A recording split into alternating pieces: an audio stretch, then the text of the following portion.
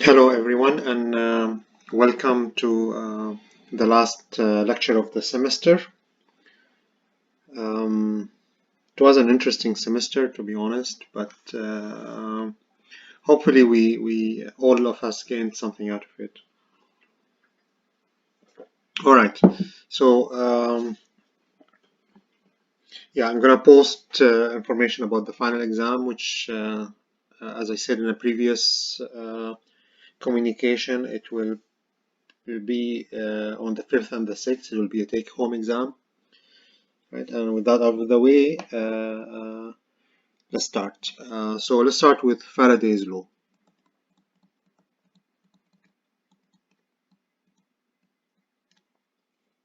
Right. So Faraday's law is the other side of the flip side of the coin of the observation that was started with Ørsted and others. So remember we said they had this experiment. They were experimenting with electrical currents. So they discovered they could connect batteries and they could get electrical currents in wires. The wire heats up, and one particular experiment that they did is that if you have a compass situated near the loop of wire that's conducting, you notice that the compass reacts to the wire. So that's how they deduced that this current flowing in the wire is generating a magnetic field, and this magnetic field is the field that is interacting with the magnetic field emanating from the compass. Okay, so there was this discovery.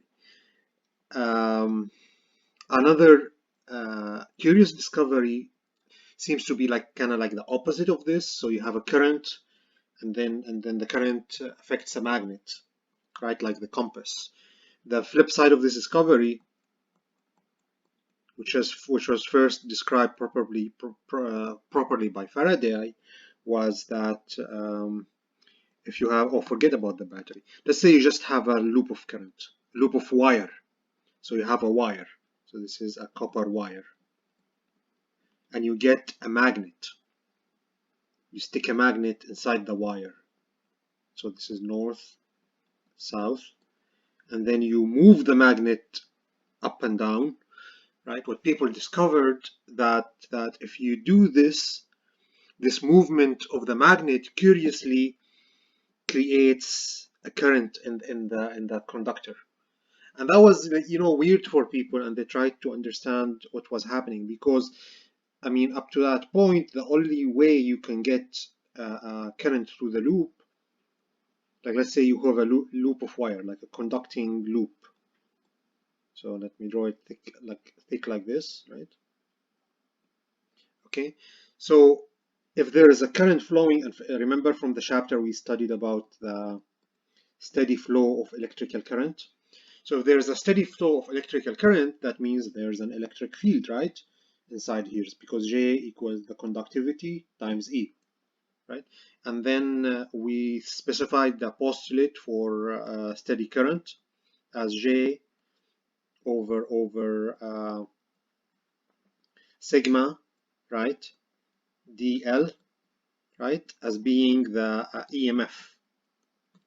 Right? And if you were curious, if you were looking at this carefully at the time when we introduced this, so we introduced this as a postulate as a modification of the postulate of steady current in the case where we have a battery in the loop, right? So if you notice, J over sigma is E, right? So this is telling me that EMF equals the integral of E dot dl. If you notice, this contradicts the postulate of electrostatics that says that E dot dl equals 0, right? But we said that was fine. We can consider this to be fine. It's not really contradicting it, because there's something inside the wire. There's a battery inside the wire that is causing the source of this EMF. All right. So this is the first hint that this postulate of electrostatics is not actually true in general. It's true when everything is static, right? But the first hint that it's not true in general occurs when we are studying steady current. It turns out the closed loop integral around the closed path is not zero; it's equal to the EMF, and in this case the EMF is coming from the battery. Okay, so people understood that you have a battery, it's a source of EMF, it causes the field in the copper, and it causes the motion of the charges, the electrical fluid as they called it, and causes the current, right? That's fine. So it's understood that if you connect a battery, the second postulate does not apply anymore. You do have, if you integrate the field across the loop, and we know that field times distance is voltage, right? We get an EMF from the battery due to the chemical reaction in the battery. But this is even more weird than the case of the battery. Here we have a loop with nothing, no battery connected, and nothing. The only thing that could be a source of energy is the magnetic field that is changing within the loop. So this is B. This is changing due to the magnet that is moving up and down. Right? So it seems that just the act of changing the magnetic field inside the loop causes some sort of electromotive force, causes some sort of EMF. Right? It is as if the changing of the magnetic field within the loop is creating a battery inside the loop. Right? So I don't want to draw it as a battery. Right? So this is called the electromotive force, and this is in this time around is not due to a battery connected into the loop, attached to the loop, but it is due to the changing magnetic field. And it turned out, if experimentally they discovered that if the flux is not changing, meaning if the magnet inside the loop is fixed, it's not moving, there is no current. The current only occurs while the magnet is moving. So the current only occurs while the flux is changing. If the flux is constant, it doesn't matter. Even if I have 1,000,000 Teslas inside the loop, there's 1,000,000,000,000 Tesla. If it's not moving, if it's not changing with time, there is no EMF. All right. So this is Faraday's law. This is the essence of Faraday's law. If we take the total flux, what does Faraday's as a law state as derived empirically? States if I take the total flux inside this loop, the total flux is just going to be the surface integral of B dot ds, right, where the surface is inside the loop. So if I take the total flux inside the loop, the EMF, the VEMF, right, and I measure the voltage across the loop, meaning let's say I take the loop and then I disconnect it like this, and then I have the flux inside the loop changing, right, varying up and down, right. I measure a voltage VEMF due to that charging flux. That VEMF is what causes the current to flow in the loop when the loop is connected. Okay, so what people like Faraday and others discovered empirically is that the value of that voltage obeys this formula, is minus d phi by dt. Right? That's this is the formula that they discovered empirically. And the curious thing that they discovered, if I take a loop that has multiple windings, so it's the same surface area, the same area inside the loop, but now the loop has multiple windings, n windings, and then I measure the voltage, VEMF, right? The flux is the same. Everything else is the same. The flux is the same. The magnetic field crossing the area is the same. The only thing different is the number of windings. This also affects the VEMF, and it actually proportionally increases with the number of windings. It seems as if each single loop has an EMF on it that is due to the flux changing, and because all those loops are connected in series, we end up summing up all those electromotive forces, voltages.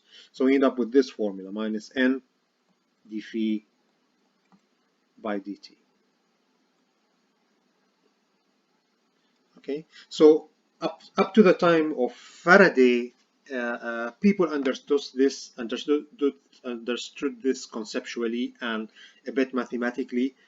It was Maxwell who later delved into this more and tied it with the whole apparatus of all the empirical equations and laws and results that were discovered, to tie it all in a single package.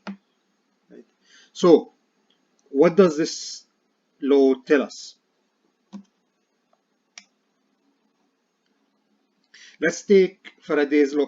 So it's clear that this form of the law is just a repetition of this form, only for a number of loops. It seems we can think of those number of loops as a single loop. And then in series with it, I have connected another loop. And then in series with it, I have connected a third loop. So it seems to be just a matter of series connection of loops, and that's why they add up. That's why N shows up. Right? What matters really is that the flux changing with respect to time is what causing the voltage at the ends of every loop. Okay, so how can we describe this mathematically and tie it to the field equations that we know about the electric field? Okay, so what is the EMF? What is the voltage? Remember, the voltage is just EMF is just voltage is just E dot dl, right? So just the EMF is just we integrate the E across the loop.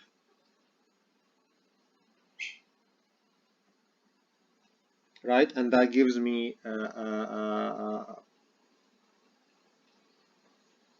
yeah, the EMF. So actually the voltage. So if I have this loop, let me say it clearly, and I move from this end to this end, the voltage. So let's say this is VA VB, right? This is point A, this is point B, right? So I have here the voltage moving from A to B is going to be, let's say E is in this direction, it's going to be minus E dl. That means the voltage at node B is going to be lower than the voltage at node A, but by minus E dl. Let's assume, I can assume 0 to be anywhere, right? And when it comes to voltage, I can assume the voltage to be 0 any place. I can always add constant to voltage and nothing changes. So let's assume VA is at 0 volts. I use this formula for the voltage as I'm traversing the loop to get to N to VB. So the voltage at this node is minus integral E dot dl. So VAB is going to be 0 minus, right? So it's going to be E dot dl. Okay, and then the VMF is just the assumption that this distance is very short. It's almost connecting. I mean, we could assume that it's connected, so that the battery, that something that's analogous to the battery is embedded inside the loop, right? So this is what the VEMF is. It's just E dot dl integrated over the loop of wire. Let me draw this here. So it's E over dl, right? And I wanna study this for a single loop. So let me take minus d phi by dt. But what is phi? We know that phi is the surface integral of B dot ds. Right, so I do this, right, and I end up with minus d by dt integral B ds, right? Now the curious thing is that, well, not, I mean, it's a well-known fact of mathematics, is that integration is linear, right? Differentiation is linear. So the two operators are interchangeable. I can take the differentiation inside. So I end up with E dot dl equals minus S d. I use partial derivative in this case. Why? Because B is a function of position plus time. If B was only a function of time, right, I would use the ordinary derivative. Right, the total flux is only a function of time. It's not a function of space because we summed the whole flux density up, while the flux density is a function of position and time. That's why we use the partial derivative, right, over dt ds. Right. One final step, we apply Stokes' theorem to this. So this thing equals the surface integral of, remember Stokes' theorem, curl E ds equals, and then I take the minus n, so I have the surface integral minus dB by dt ds. So this tells me that the integrands should be equal for those two surface integrals to be identical. Right? So that tells me that cross E is minus dB by dt. So you see, we now contradicted the second postulate of electrostatics. Turns out the second postulate of electrostatics is not universally true. It only applies to electrostatics. If we jump into the case of changing time varying fields, magnetic fields, the second postulate is not true anymore. So we need to write up a new set of postulates, right? And the first break in our postulate, the first failure in our postulates came from Faraday's law. So this is the field form of Faraday's, the differential field form of Faraday's law.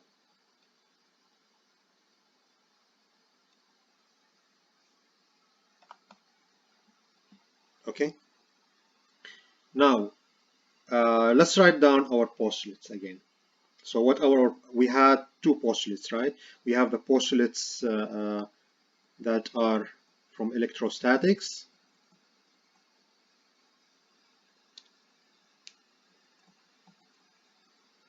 Two postulates, right? So first postulate is divergence D equals rho. Let's call this electrical charge. Okay. And then the second postulate is curl E equals 0. Right? So this is one, which is called Gauss's law.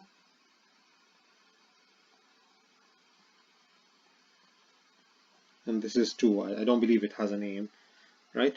Okay, I don't believe it has a name. And then the postulates from magnetostatics are the follows, right? The divergence of B, the magnetic flux density, is 0. There are no magnetic charges, so this could be called, this is Gauss's law for magnetostatics,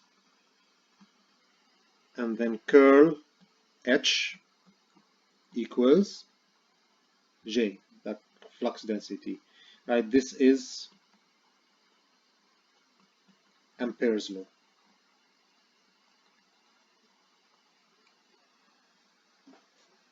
Okay, so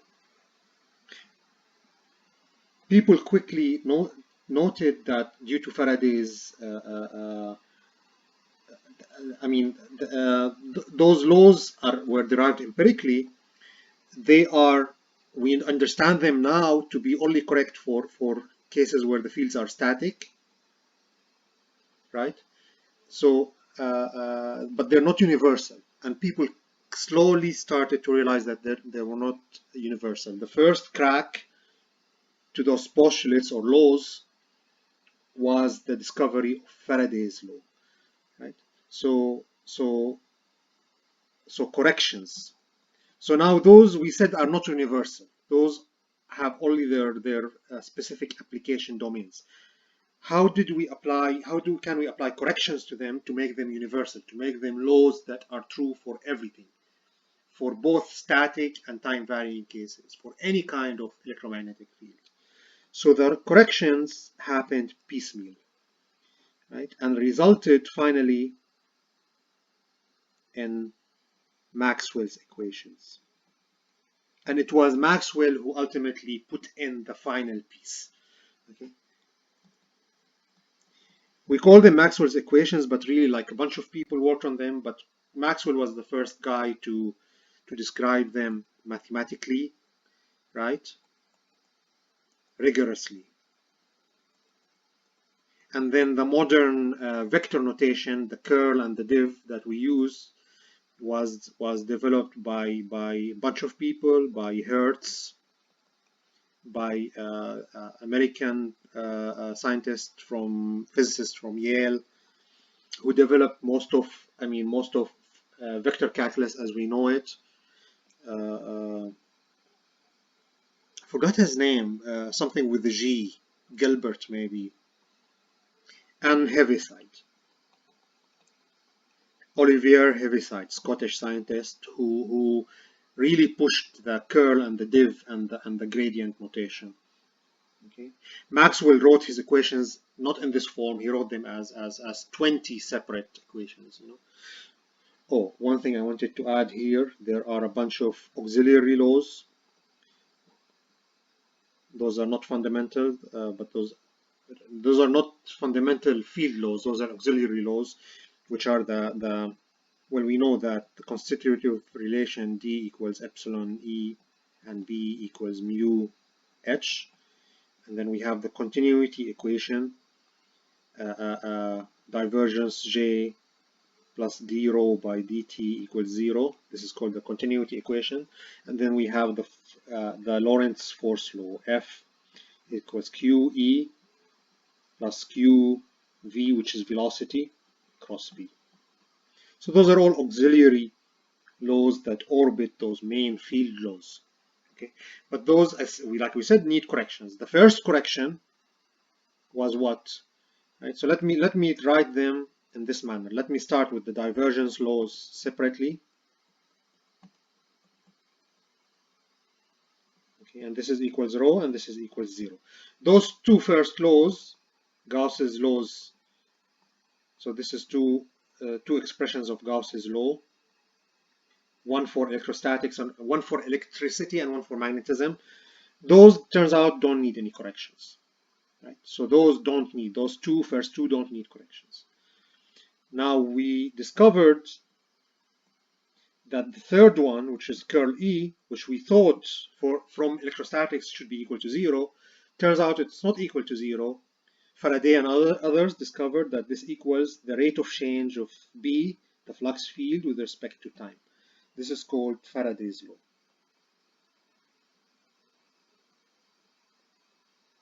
Right? So this is a needed correction. Okay, and then we have finally Ampere's law. Right? This is law number 4, which is Ampere's law. Those are the 4 laws of Maxwell's equations.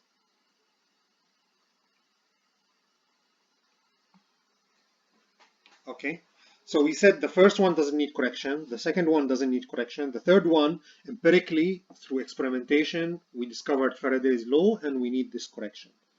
Now comes the presentation of representation of Maxwell's genius, where he kind of like looked at those equations and noticed a lack of symmetry. Noticed that hey, the curl of E, the circulation of E depends on the changing of the magnetic flux, while the circulation of H depends only on J. Right? Perhaps Ampere's law also needs correction. Right? and whatever correction we need to add to Ampere's law needs to kind of be symmetric to what we did to Faraday's law. Right? It doesn't make sense if nature is kind of like nature has to be regular. Why would the circulation of E, the curl of E, be dependent on the changing of the flux, while the circulation of H is not dependent on the circle of the flux, changing of the flux? Right? So this is actually I would say is Maxwell's second greatest contribution after the mathematical formulation. He corrected Ampere's law, and the way he corrected it is by deducing that we need to add to the current the rate of change of the electric flux with respect to time. This he called the displacement current.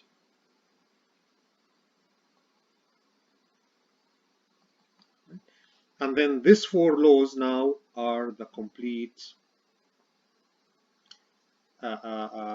set of what's called Maxwell's equations.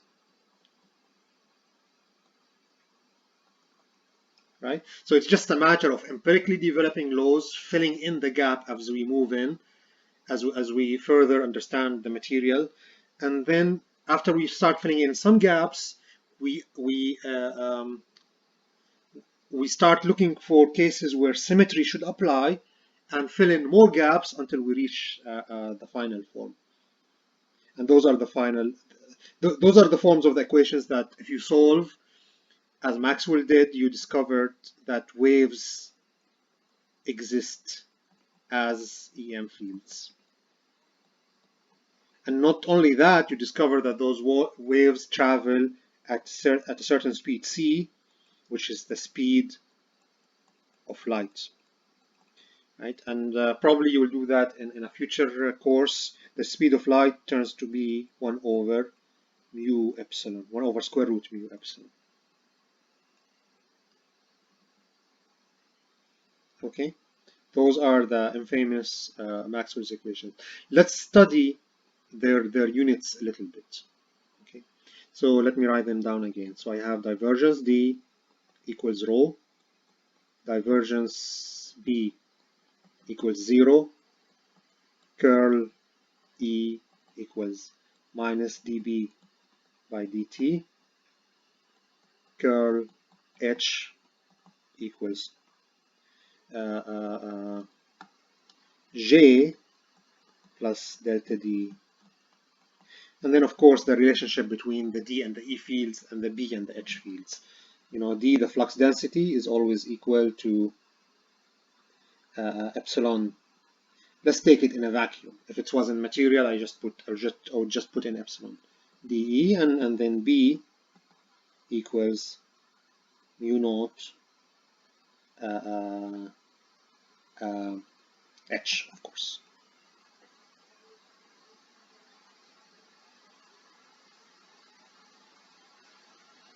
Right? Curious thing from this expression. So I'm claiming that the speed of light is 1 over mu epsilon naught. So that what does that tell me? That tells me that meter per second, which is the unit of speed, needs to be equal 1 over square root farad per meter times Henry per meter. That's what the units of, I flipped them, but that's what the units of epsilon and mu is. So meter squared over second squared equals, so this becomes meter squared over farad Henry. Right, meter squared cancels with meter squared. So that gives me the curious expression that farad times Henry is the same unit as time squared, second squared, or second, 1 second is 1 square root farad Henry. All right, but I mean that's kind of a tangent. I'm more concerned now with the units of Maxwell's equations themselves. You should be able to understand the equations as is and then writing them down, and then also understand how the units all fill in. So Maxwell's, if you look at textbooks and different books, Maxwell's equations will have slightly different forms depending on the system of units. If you have Gaussian units, you'll have a slightly different forms. You might have a pi here, 4 pi here, a 2 pi there, whatever.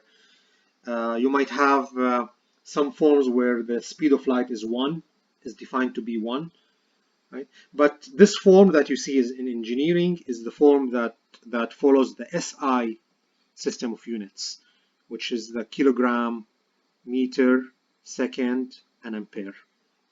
Okay. Of course, there are derived units such as joules, watts, volts, and so on and so on.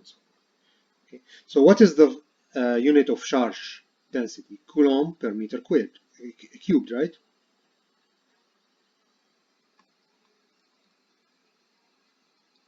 So this has units of Coulomb per meter cubed. The units of flux density is Coulomb per meter squared. And it makes sense for the flux density to have Coulomb per meter squared, because what is divergence really? The divergence is a surface integral. So we're taking this and we multiplying it by a surface, meter squared, so we end up with just Coulomb, right? That is divided by delta V, where delta V goes to 0. Right, so that's what divergence is. So we take a surface integral of the field divided by delta V, where delta V goes to 0.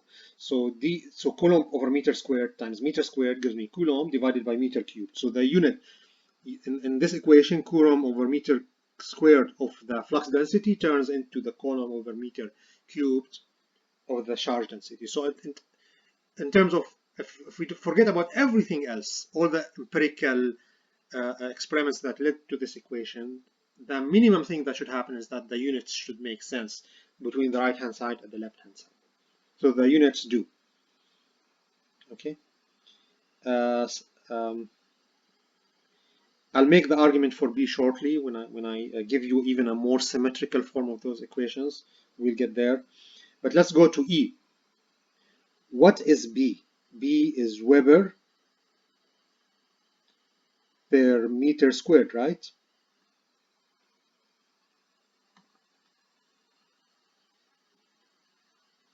Right, and the unit of T is changing with respect to time. So it's Weber per meter squared divided by second. Let me write the second suggestively up there. So it's going to be Weber over second over meter squared. Weird unit, but let's write it down. What's the unit of E? We said the unit of E is volt over meter. What is curl? Curl is essentially a circulation divided by an area where the limit of delta S goes to 0. Right? So that's what essentially the curl is. So it's whatever the unit of E times distance, which is meter, the meter cancels out, divided by area. So it's volt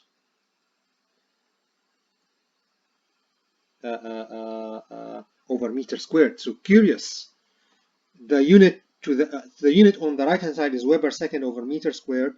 The unit on the left hand side is volt. The unit of this whole expression in the left hand side is volt per meter squared. This is a curious comparison. You see, the units have to make sense. They have to match. So that tells me that volt has to be Weber per second. What did we say Weber was? Weber is the mathematical unit of representing a magnetic charge. Remember this charge that does not exist, but we can mathematically assume it exists. So this gives me a very symmetric, nice interpretation of V, volts. We can interpret V as magnetic charge per second. We can interpret V as a unit of magnetic current. So this gives us a very nice symmetry where A is a unit of electric current, while V is a unit of magnetic current. This is a nice symmetry in the units that arises solely from Maxwell's equations in this form. Okay, this is true. Okay, what about the unit here? So this is for D. D is Coulomb per meter squared divided by T, so it becomes Coulomb by over second over meter squared. What's Coulomb over second? That's ampere, right? So this is ampere over meter squared. So this makes sense.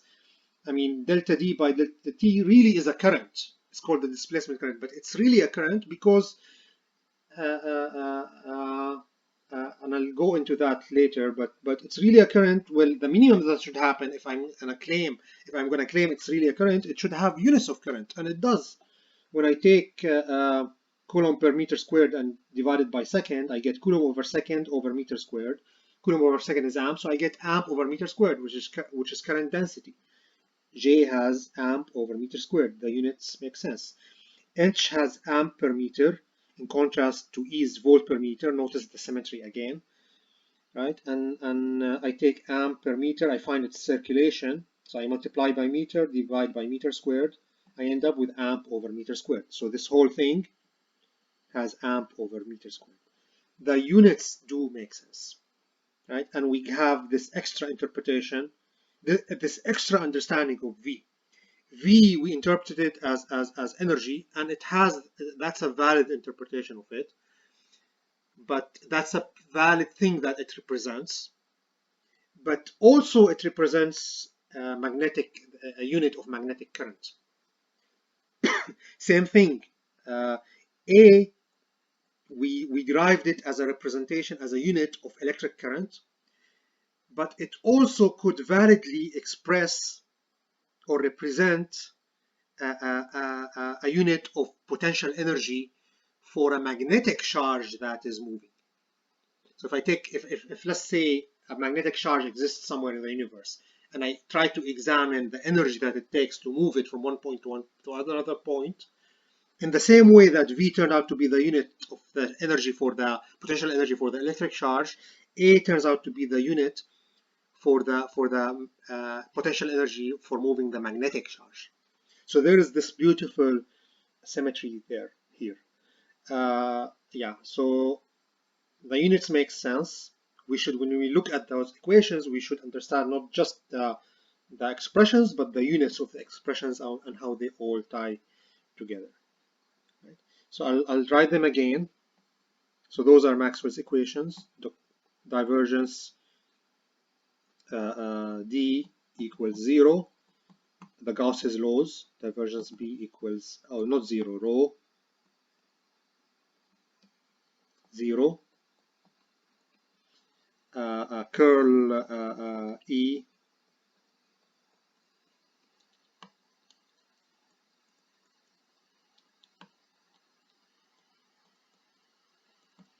equals minus dB by dt, and curl H equals J plus the displacement current.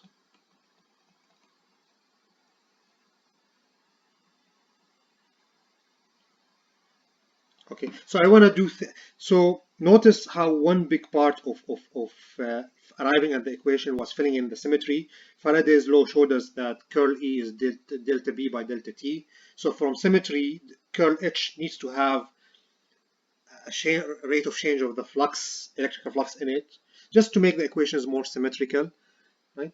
So there is another way of understanding this.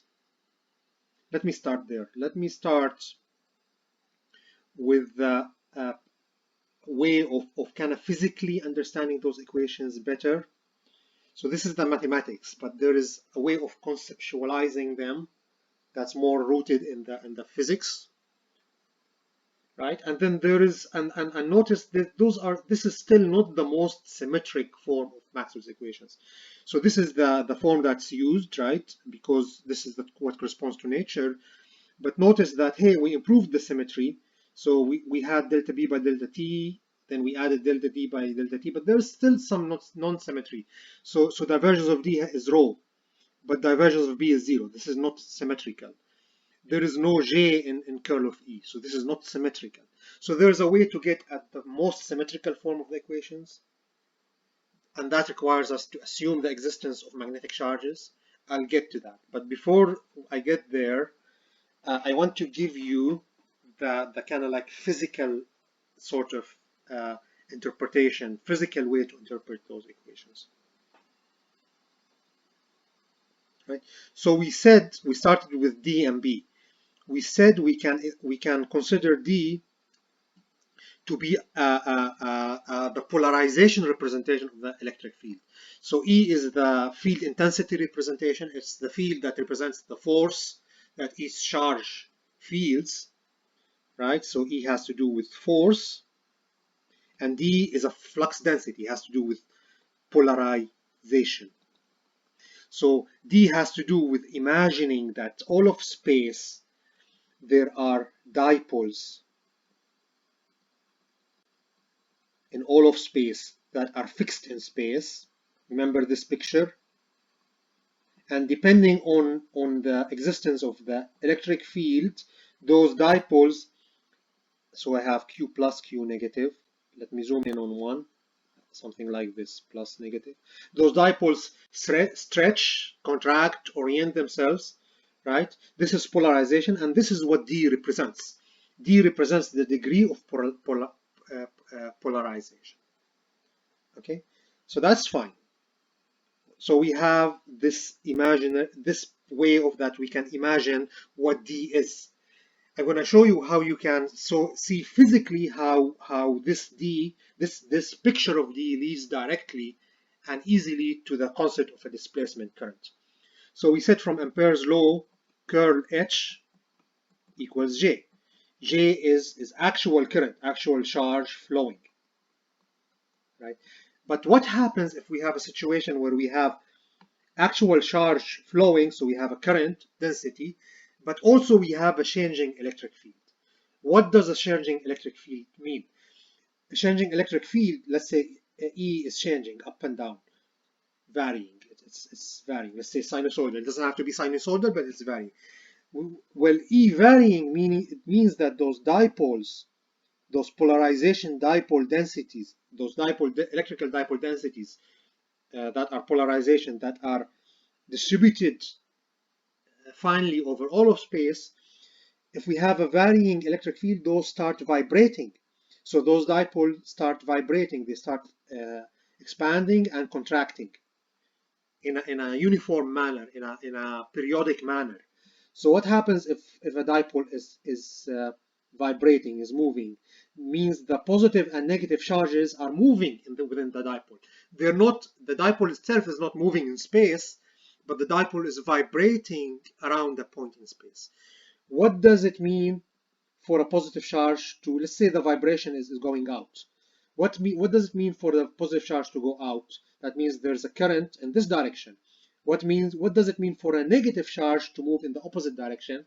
Well, a negative charge moving in the opposite direction is a current in the opposite of that direction of movement. So there's a current from the positive charge, a current from the negative charge, right? So just from this mental image, you can see that vibrations of the dipoles that causes a current to flow, causes charge to flow. The charge, of course, is not flowing continuously. It's just vibrating. It's moving up a bit. The current is increasing a bit and then going back to zero and then going negative, and so on and so forth. So from this very physical picture, it's clear that the vibration of the dipoles causes a current to flow, and this current is called the displacement current. That's why it's called current, and it's called the displacement current because it's kind of like you have those two charges. It's kind of like they are tied with a spring, and then the varying electric field is causing them to vibrate, and the spring keeps stretching and contracting, stretching and contracting. So there is a kind of current that is going positive, negative, positive, negative.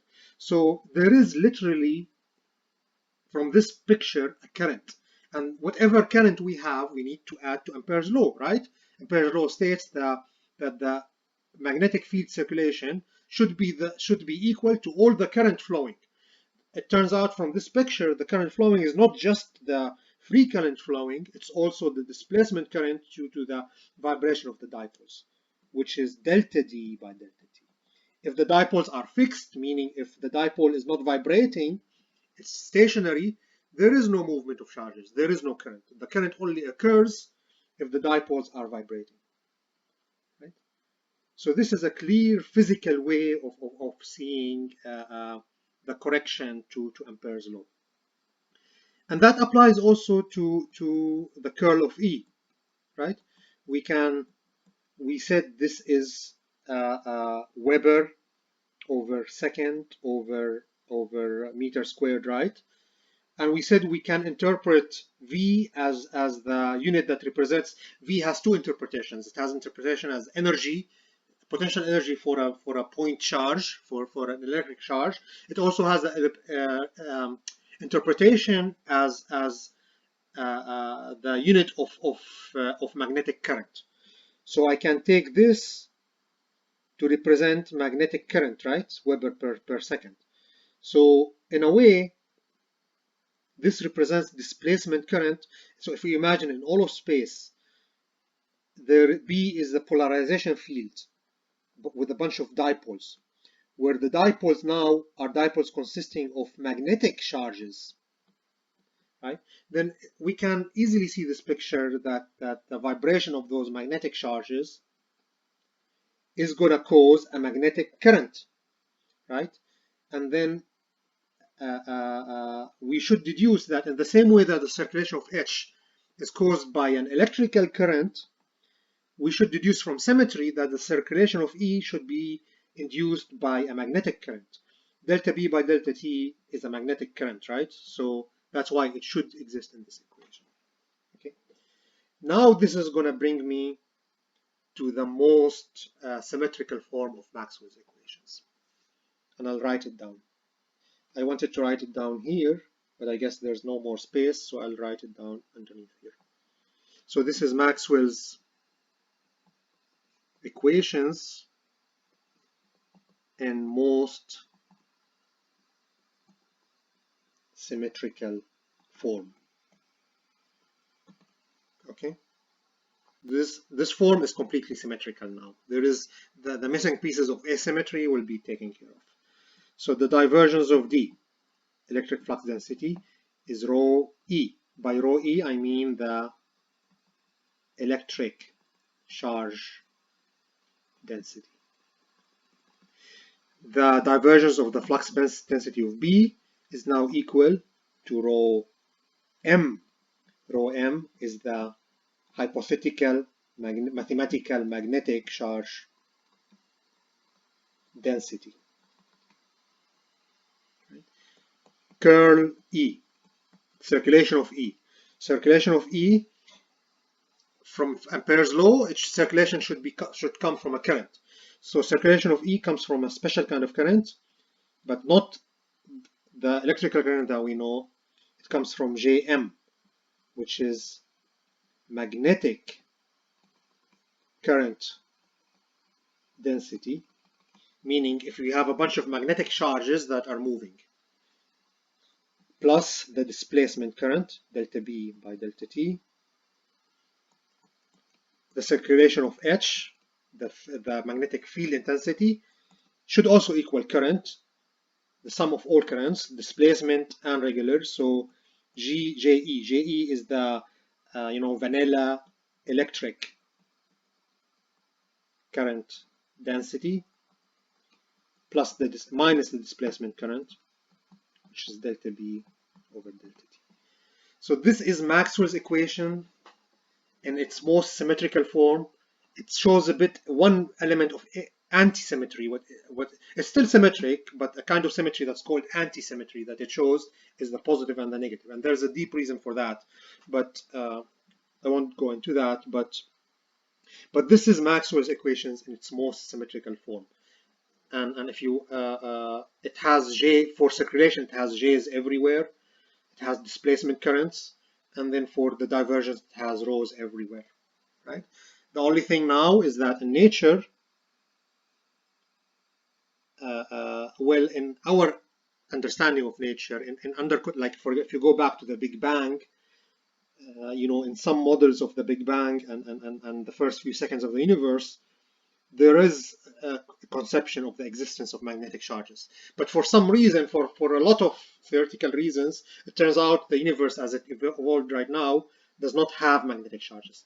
So that's why when you see Maxwell's equations, mostly you see them in their less symmetrical form, where we know rho m does not exist in nature, so we just assume it to be 0. We know Jm does not exist in nature, so we assume it to be 0. So that gives us a slightly less symmetrical form, right? But this is the most symmetrical form of Maxwell's equations. And again, those are the equations that if you solve, you get wave phenomena, which turns out to travel at the speed of light, which led people to confirm that light is an electromagnetic phenomena. All right. So yeah, I just wanted to give you an introduction to Maxwell's equations. Probably you'll start uh, uh, uh, working with them more in the next lecture in EM2 when you take it, which I think it's called Fields 2. That course will deal mostly with waves and waveguides um, and solving Maxwell's equations. All right.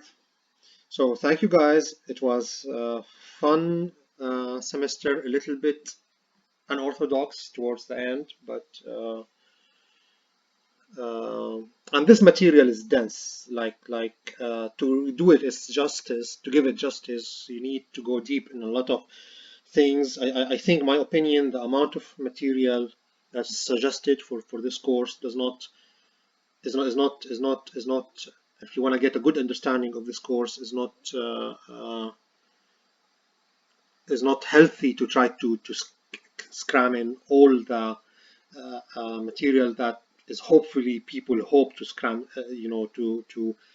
um, uh, inject into this course.